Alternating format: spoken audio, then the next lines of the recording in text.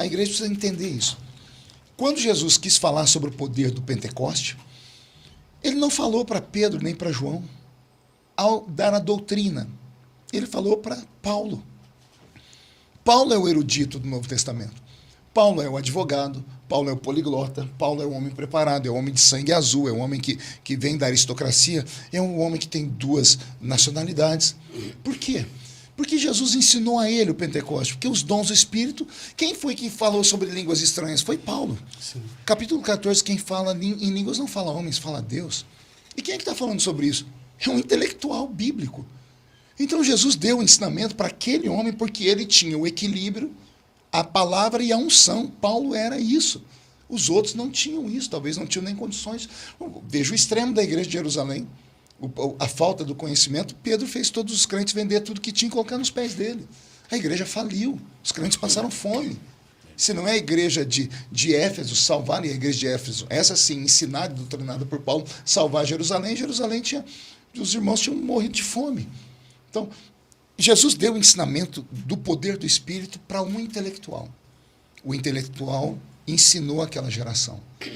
Só que o ensino pentecostal ele é tão dolorido, porque se você não tiver quem controla, ele pode ir para o extremo da idiotice, que você vai encontrar Paulo, chegando em Atos capítulo 19, 20 anos depois, ele chega na cidade de Éfeso, ele encontra crentes, e ele faz a pergunta mais absurda que um pastor pode perguntar para um crente. Você conhece o Espírito Santo? E eles falaram, nós nunca nem ouvimos falar. Vocês conhecem o quê? O batismo de João.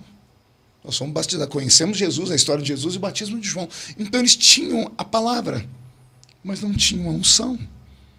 É só depois que Paulo ora por eles, eles recebem o batismo com o Espírito Santo, que Éfeso, a cidade de Éfeso, ela é transformada no polo do pentecostalismo do mundo antigo e a igreja mais poderosa da história, a quem Jesus mandou uma carta lá no Apocalipse. João foi pastorear essa igreja, de tão importante que ela se tornou.